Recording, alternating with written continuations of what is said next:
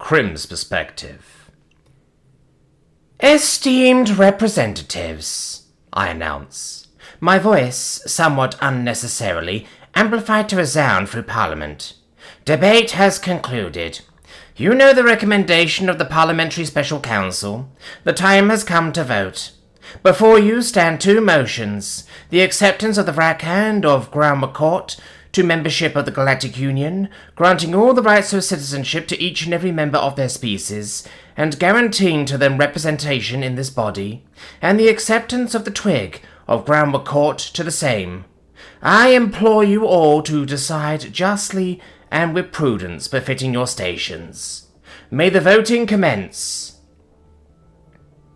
My knuckles go pale as I grip the console, watching as the aye, nay, and abstaining numbers of both votes all rise. Tracol's perspective. I sit in my office, my advisors around me, watching the broadcast from Citadel. The Waqa'arc speaker raises the podium lights to indicate that the votes have concluded, and that she is about to announce the results. Based on the colours of light I saw in front of the representatives, I'm guessing I already know the outcome, much to my dismay. With this, the President will be well and truly cemented. Being death orders will never again be grounds to exclude a species from the Union, once these two are accepted.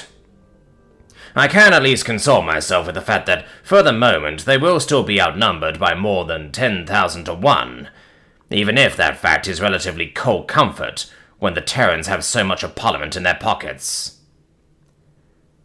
With 17,909 and 21,485 votes in favour of the Waqa'arc and Twig, respectively, the ayes have it, and the motion's paying "No!" comes a scream from the broadcast that doesn't need to be translated for me. I bolt upright. My eyes widen, my breaths quicken, my heart leaps to the back of my throat, and the bottom drops out of my stomach. I recognize that scream.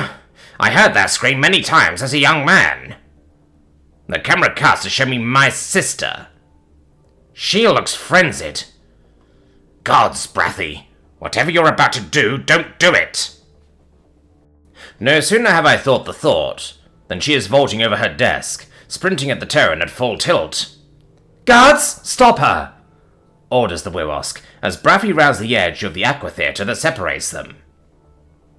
Several large high-class parliamentary guards are visible, lumbering toward her location, but they're too far away. She mounts the Terran's desk, who, despite having watched her coming all the way from across the chamber, has made absolutely no move to escape or defend, only now raising his right forearm between himself and my sister. I watch in horror as she throws herself at him, screaming hysterically and flinging her claws towards his face, vainly trying to do him any injury. Moving only his arm to keep her at a distance, the man lazily defends without attacking, all the while looking at her with pitying concern, which, my guess, is only enraging her further.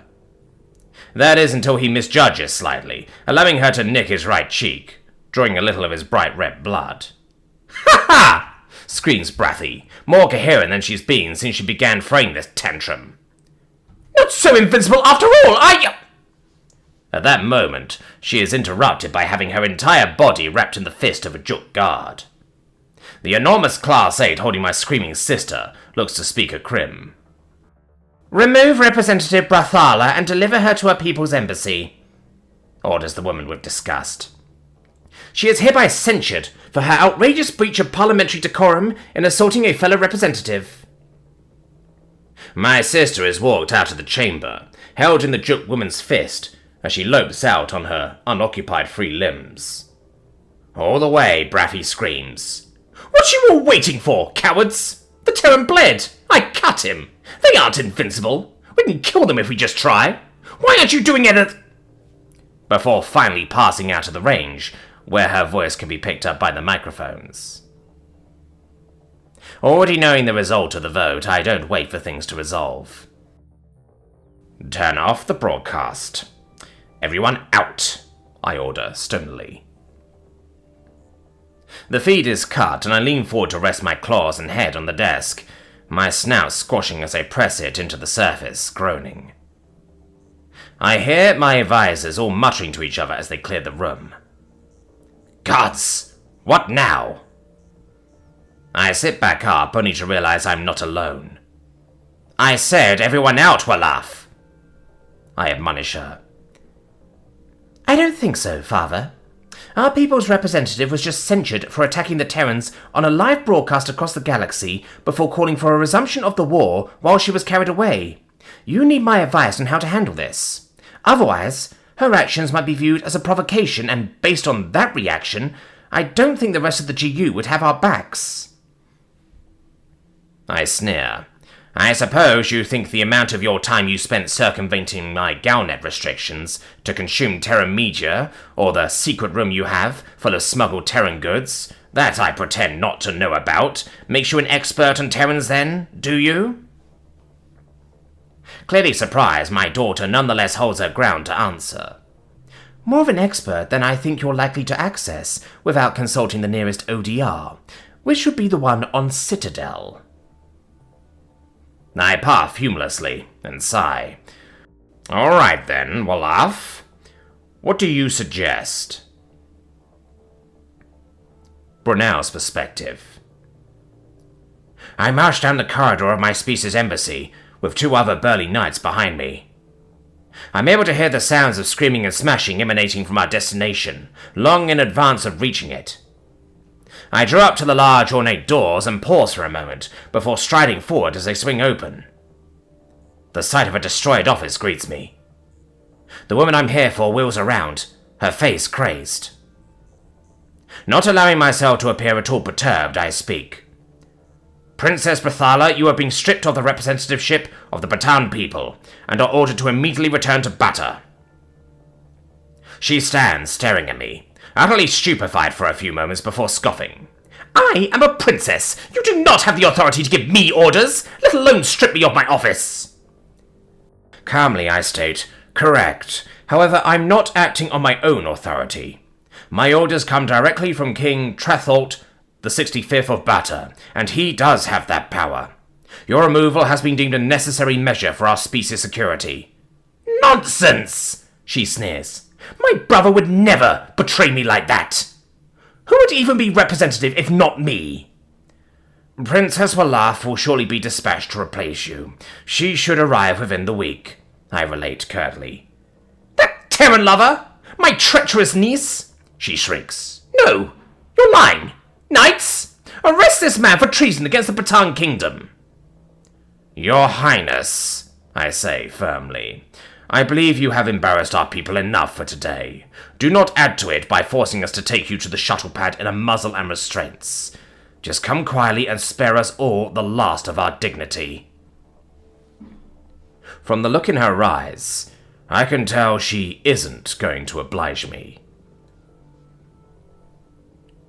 Waqa'arc's perspective. I changed my mind. I initially decided not to attend the celebration, but now here I am.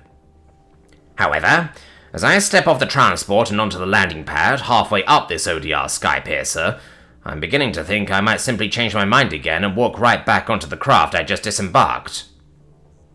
Before I have the chance to act on that impulse, however, I'm approached by 2 Terrans, covered shoulder to toe in black metal armor, with only their heads being exposed, handguns mounted on their hips. The brown-eyed male is smiling. The red-eyed, walking extinct female stares at me with unnerving blankness. Do you mind if I quickly check your devices, ma'am? Smiles the male. No, please go ahead, officer, I say uncomfortably. Without wasting a moment, the man squats to examine the sash on my front. Ah, you'll need an anti-buffet too. It's crowded in there, and it'll be very easy for anyone not paying close attention to trample you. Winter, can you get her one?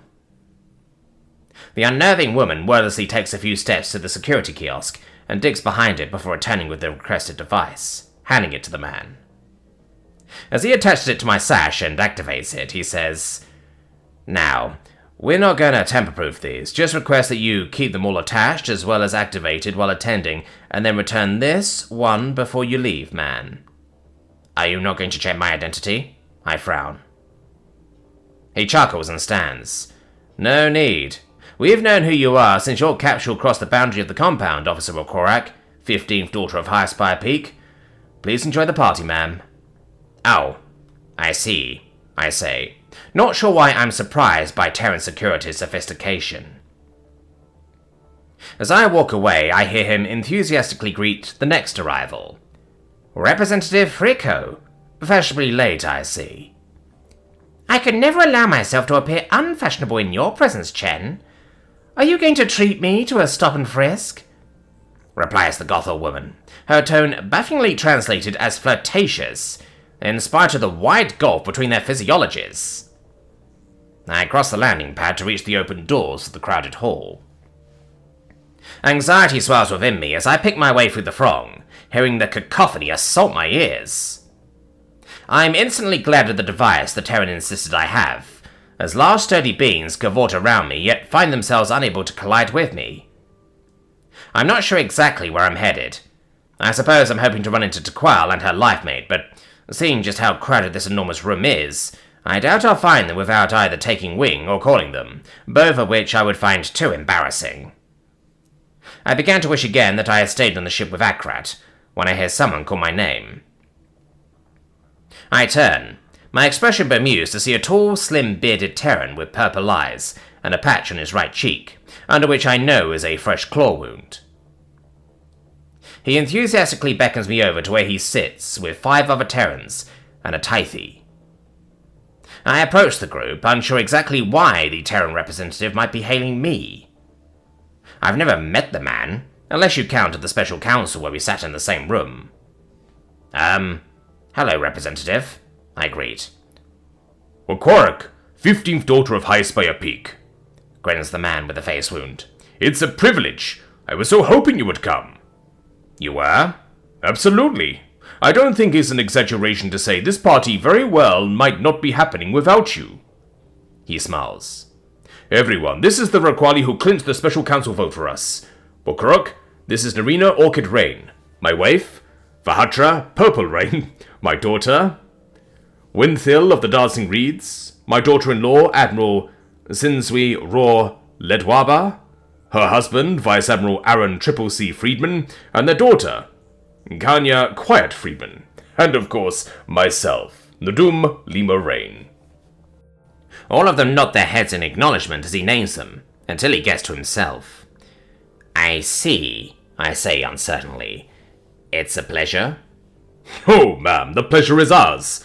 Please, sit with us. The Admiral and Vice Admiral here are likely going to be deployed to Grammar Court soon.